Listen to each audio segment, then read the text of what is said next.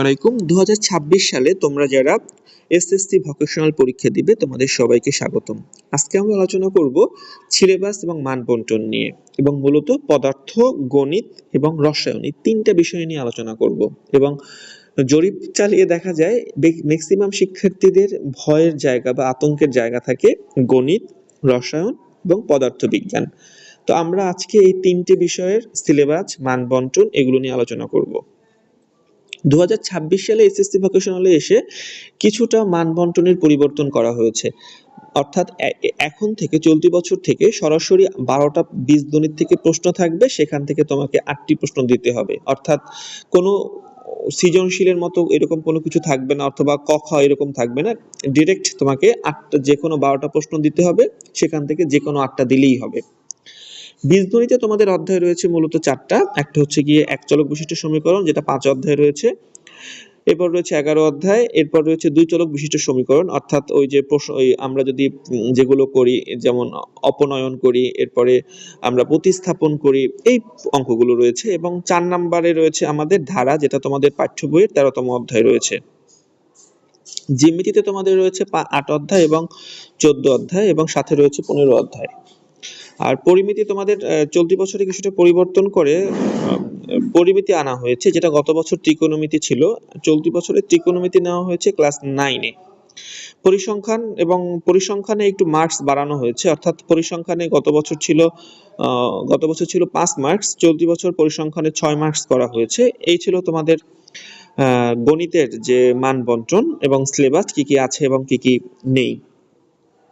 আমরা যদি রসায়নের দিকে তাকাই, রসায়নে মূলত 7ম অধ্যায় থেকে 12 অধ্যায় পর্যন্ত নেওয়া হয়েছে। আগের বছরগুলোতে একটু পরিবর্তন ছিল, অর্থাৎ 4 অধ্যায় 5 অধ্যায় সেটা সিলেবাসের অন্তর্ভুক্ত ছিল, সেগুলো বাদ দিয়ে দেওয়া হয়েছে। এখন সহজভাবে অন্য সব সাবজেক্টের মতোই প্রথম 6টা অধ্যায় 9ম শ্রেণীতে, পরের 5টা অধ্যায় 10ম শ্রেণীতে, অর্থাৎ 7, 8, 9, 10, 11 এই 6টা অধ্যায় নিয়েই তোমাদের রসায়ন পরীক্ষা হবে। অর্থাৎ রাসায়নিক বিক্রিয়া, যেটা রয়েছে 7ম অধ্যায়।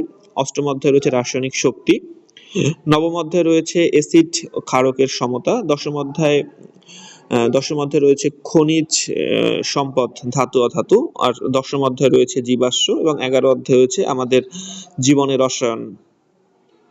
এবং এখান থেকে টোটালি তোমার প্রশ্ন থাকবে, এখানে তোমার টোটালি প্রশ্ন থাকবে গিয়ে 11টা প্রশ্ন থেকে তোমাকে 6টি প্রশ্ন দিতে হবে এবং 5 ছক 30, এভাবেই তোমাদের মানবন্টন।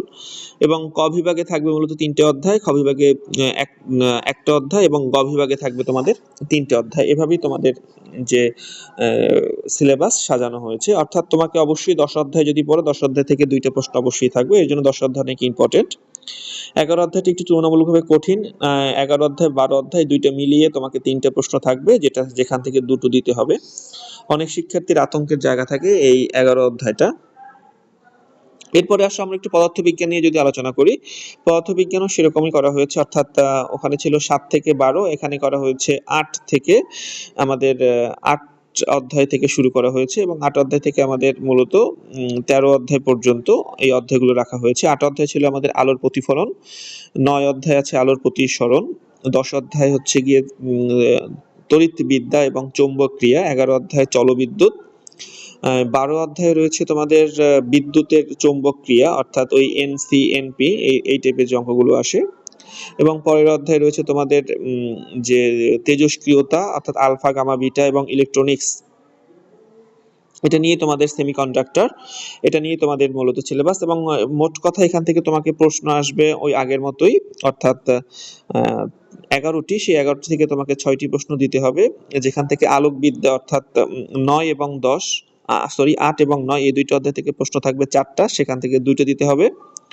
এরপরে রয়েছে চৌম্বক বিদ্যা এবং তড়িৎবিদ্যা এবং চৌম্বক বিদ্যা, অর্থাৎ 10, 11 এবং 12 এই 3টে অধ্যায়। এই 3টে অধ্যায় থেকে তোমাকে অ্যান্সার দিতে হবে মূলত 5টি, সেখান থেকে 3টে অ্যান্সার দিলেই হবে। এবং সর্বশেষে রয়েছে তোমাদের তেজস্ক্রিয়তা, যেখান থেকে 2টি থাকবে, একটি অ্যান্সার দিতে হবে।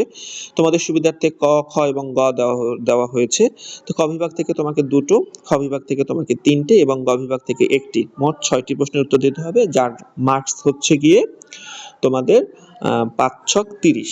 এই হচ্ছে গিয়ে তোমাদের সিলেবাস নিয়ে কথা, অর্থাৎ পদার্থ, রসায়ন এবং গণিতের সিলেবাস নিয়ে কথা। তোমাদের যদি কোনো জায়গায় বোঝার কোনো সীমাবদ্ধতা থাকে সেটা অবশ্যই কমেন্টে জানাবে। আমি সেটা সলভ করে দেব। ধন্যবাদ। আসসালামু আলাইকুম।